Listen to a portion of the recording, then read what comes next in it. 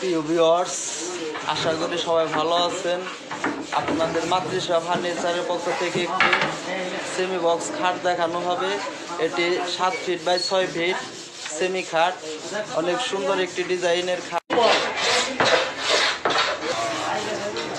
হচ্ছে 6 feet by 7 fit একটি semi box খাট, অনেক সুন্দর একটি ডিজাইনের, হাতের ডিজাইন করে থাকি আমরা। এটি সম্পূর্ণ কাঁঠাল কাঠ দিয়ে তৈরি করা হয়েছে।